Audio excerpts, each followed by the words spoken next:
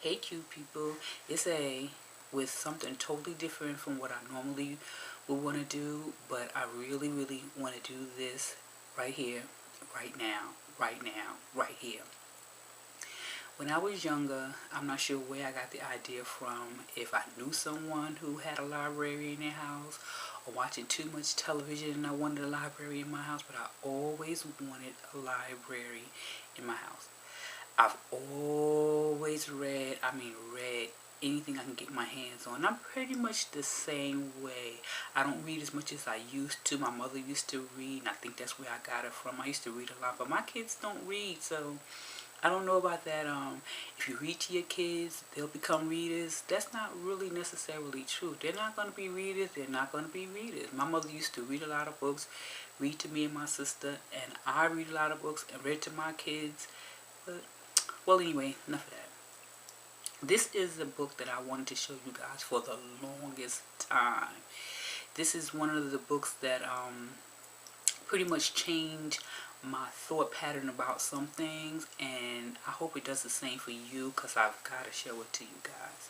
The reason I'm showing it to you now for there's two reasons. The first is, like I said, I have a lot of books and I want to put them up somewhere. I'm not going to display them like I thought I was going to. I never really got a chance to do it. Every time I would buy a book, I would put it away in the closet or whatever. And I never got a chance to display the books like I wanted to. And even still now I won't be able to. But that's okay, because as long as I have them, I can always share them with other people, share them with you, or whatever it may be. And then the second reason is, last night I came across a video by Miss Roosevelt that she had did about what you're reading. And I left a comment stating the book that I last read, which was I Know Why the Caged Bird Sings by Maya Angelou. Now, we all know that's an old book. I started it years ago, never ever finished it. I have the actual paperback, but recently, late last year, I picked it up on iTunes. And I finished reading it, and I'm glad that I did. And that was the last book I read. So I want to start reading again, and she's committed herself to 25 audiobooks this year. I don't know what I'll commit myself to, but I do want to start reading soon. And I could talk about that more later. But this is what I wanted to share with you guys. And as you can see, it's Hill Harper's book, Letters to a Young Sister. Define Your Destiny.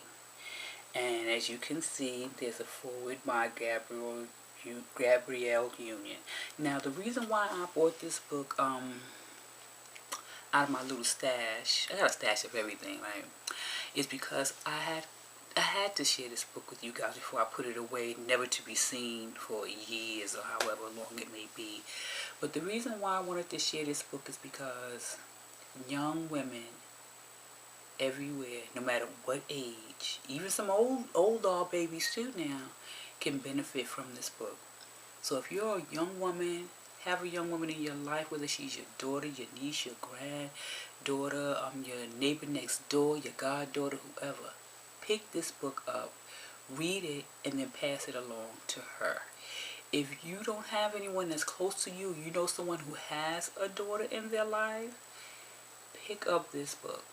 I'm telling you, I read this book, it was years ago, because I don't know what year this book was published. Let me see if I can find it real quick.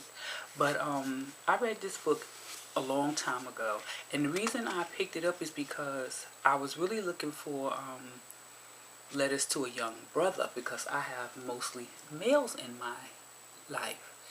And I didn't see it, but then I came across this one, and as you can see, it was buy one, get one 50% off, which of course you know is right up my alley.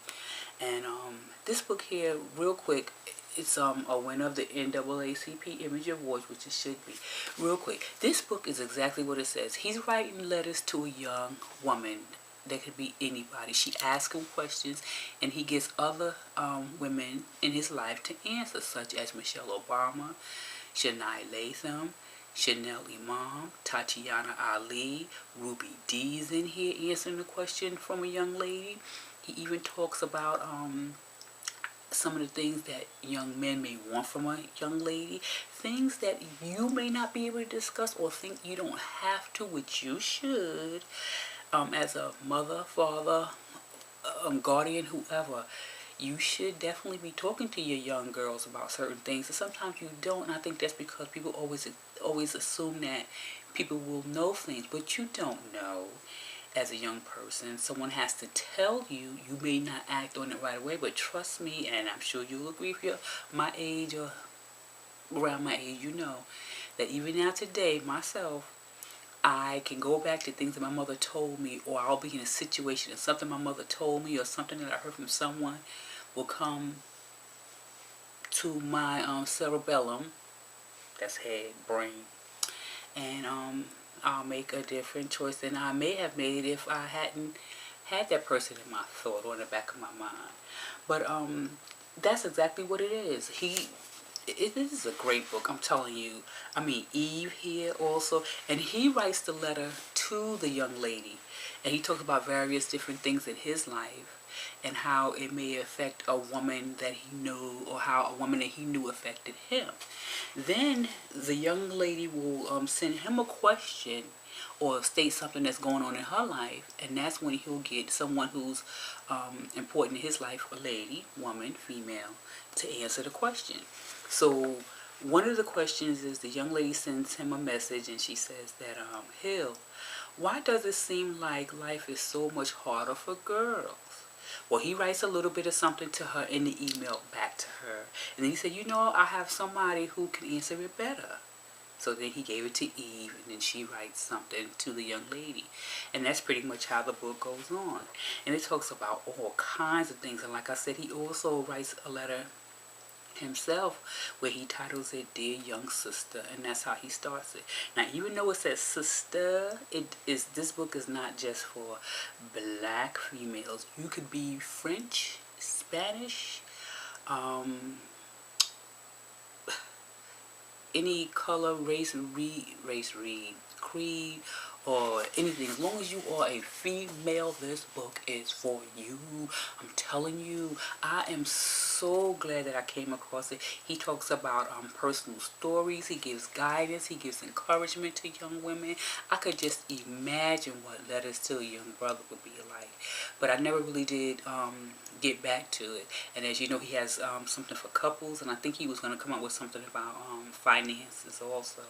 But I'm telling you, this book here is a must read. You got to read it.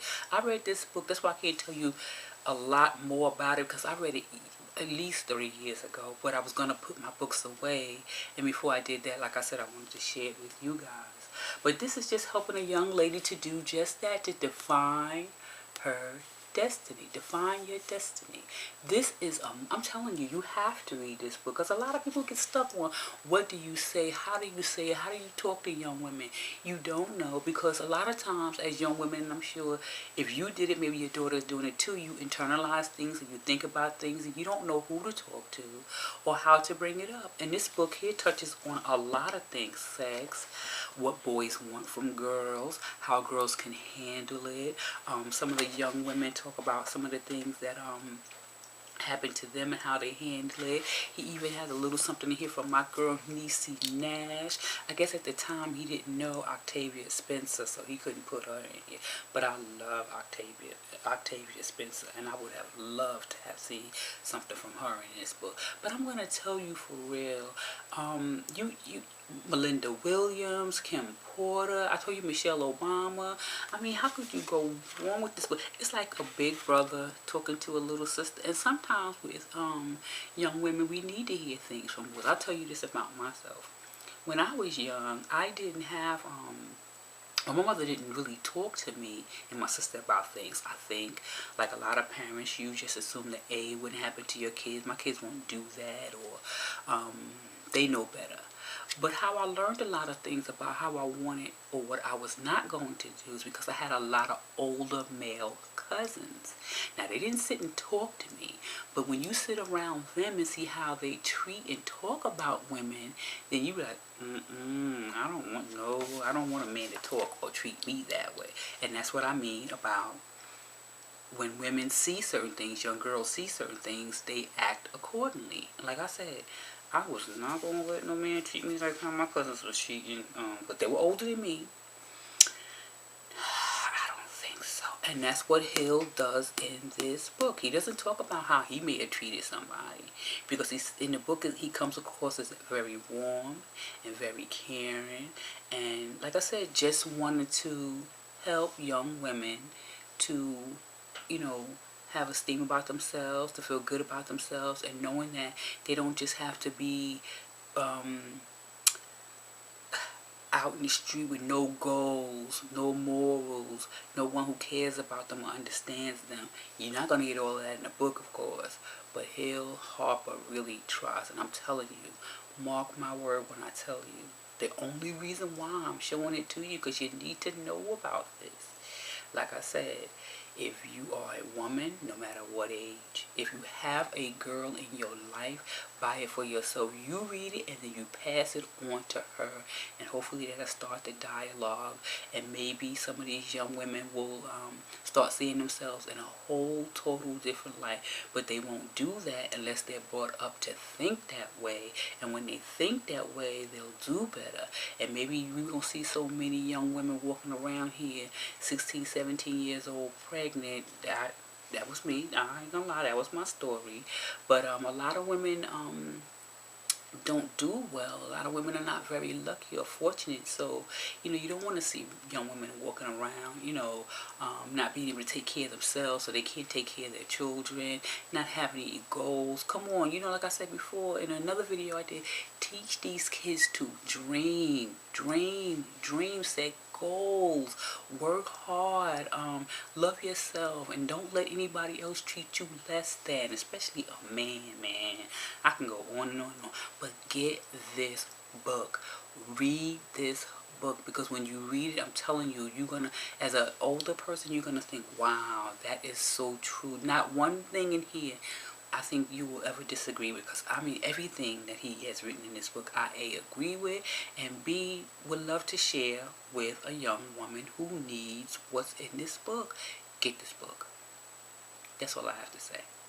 So I'm going to end this video now, and I am going to, I think I'm going to watch a little television, do something to my hair, and get ready for tomorrow, because I'm tired and it's late. But I really wanted to mention this book to you guys, because once I put the books away, like I said, I'm not pulling them out anytime soon.